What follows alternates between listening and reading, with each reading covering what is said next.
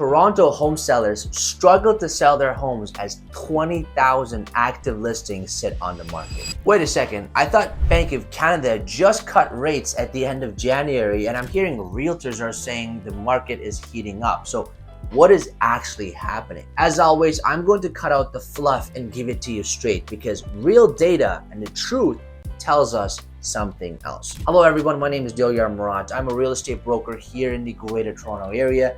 I make these videos to give you insight and share my opinion about the real estate market. So if you're watching this, all I ask is a like and a subscribe, and I really appreciate it if you can also leave me a comment. With that said, let's get started. I'm going to start off by addressing this article here. So Toronto Real Estate Board just came out with stats for the month of January. And this article says that there's about 20,000 homes actively sitting on the market. Now, if you actually look at the stats here, the real number of active listings in the entire GTA, not just Toronto, at the end of January is just over 17,000. Now, average price of a home was $1,040,000, which is give or take the same to $1,025,000 from a year ago.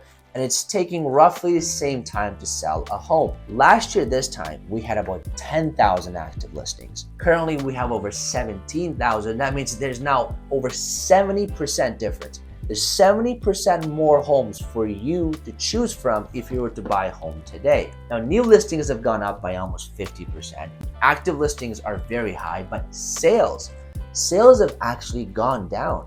Sales have came down about 8% from a year ago. So even though the article said 20,000 and the real number is actually 17,000, I'm going to give it to you straight. That 17,000 active listings is a very high number. Now, I'm going to share something with you that you probably didn't know. You see, on social media, I saw a lot of realtors saying that, well, yes, there are 17,000 active listings, but majority of them are condos. But if you look at the freehold market, we still have a supply issue and they're taken off. But I'm going to break down the numbers for you right now. I'm going to show you if that claim or if that statement is actually true. By the way, if you have any plans to buy or sell, or you just want a second opinion for your home, or you want to discuss these numbers more in depth, feel free to book a strategy call with me through the first link in my bio. So let's back to the numbers. Out of 17,000 active listings, 8,300 of them are actually condos or condo townhomes. So that means, with the simple math, about 9,000 of them are freehold properties, meaning houses, semis, townhouses without any condo fees. But what about last year? So last year, this time, we had 10,000 active listings, right? 10,000 last year versus 17,000 now. But out of the 10,000 active listings we had last year around this time, 5,600 of them were actually condos, and 4,400 of them were freehold properties. So if you look, last year this time we had 5,600 condos for sale. And this time right now we have 8,300 condos up for sale. So yes, there are now 50% more condos and condo townhomes for sale that's on the market. But what about freehold? So freehold properties for sale have gone up from 4,400 last year this time to almost 9,000 now. That means freehold properties have doubled. So when people say, well, majority of them are condos and condos are doing really bad, you got to look at the freehold properties as well. They have doubled. They've literally have doubled in active inventory. So for this time of the year, that's just way too much. We usually don't see this many active listings in the beginning of the year. So now you're wondering, what about all the people that are in multiples? Because I'll tell you what, I worked with a number of buyers in the last few weeks. We offered on a lot of properties, and majority of them were in multiple offers here in the Durham region. So I offered anywhere from Whitby, Oshawa, Clarington, and a couple of them in Ajax. I'm going to show you a chart quickly, and I want to know if you can spot anything. You see, this is for freehold properties here in the Durham region. So when I say Durham, we're talking Pickering, Ajax, Whitby, Oshawa, and Clarington. Now, I wanted to exclude condos from this because we've already established condos are hurting, and I don't want to keep giving you the same information. But rather, I want to look at the freehold because that's kind of been a hot topic right now. If you notice on the freehold properties, right, median prices are pretty much the same. January prices to December prices, there's not a huge jump in actual prices. Now, when you look at transaction volume, meaning how many homes are actually sold, give or take the same. So here's something that's really interesting right now. There are more homes selling above the asking price right now.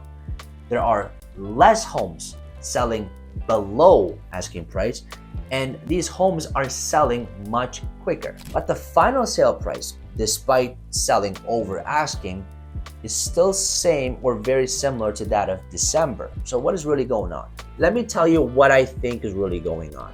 I think that sellers who've watched this market on the sidelines have realized, has come to the conclusion that this is the market now. They've accepted the reality. They've accepted that maybe their house isn't worth what they did during COVID. So sellers are more realistic about their expectation, and they're more realistic about how they're listing their home. You also got to keep in mind that there are a lot of listings that got relisted this time of the year, second, third, for the fourth time. And so sellers, of course, are just more realistic with what they can and they cannot get. But I also want to talk about the fact that a lot of homes, especially here in the Durham region, that are listed in that $600,000, $700,000 to mid $800,000 range.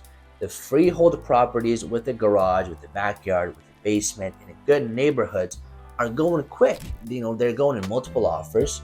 A lot of homes are selling without any condition, so there's been no financing or inspection condition, and the majority of them are holding offer nights, and they're getting multiple offers. I've seen some homes get as high as 15 and 16 offers on offer nights. Now, with that said, these homes didn't sell for a ridiculous price. Sure, I can maybe point out a couple of data from here and there and say, oh wow, the market is absolutely heating up, but it's not true. There has been a couple of homes that have sold for a ridiculous number, but the majority of them have sold in and around expectation, I would say, if you were to compare it to last fall, or maybe just slightly higher, but nothing crazy. So if you're still watching this, my point is, regardless of what you see online, regardless of what realtors say, what your family members say, what news headlines say, you got to take in data and you really have to absorb it. Because looking at GTA numbers as a whole, because if you're trying to buy your first home in Whitby or Oshawa, or maybe you're trying to sell your house in Pickering, looking at these average or medium prices for the entire GTA doesn't really do anything for you. So with that said, if you want to sit down and have a conversation about your home and your real estate plans and what this all means for you and for your home, feel free to book a meeting with me through the link in my bio. With that said, thanks for watching. Until next time.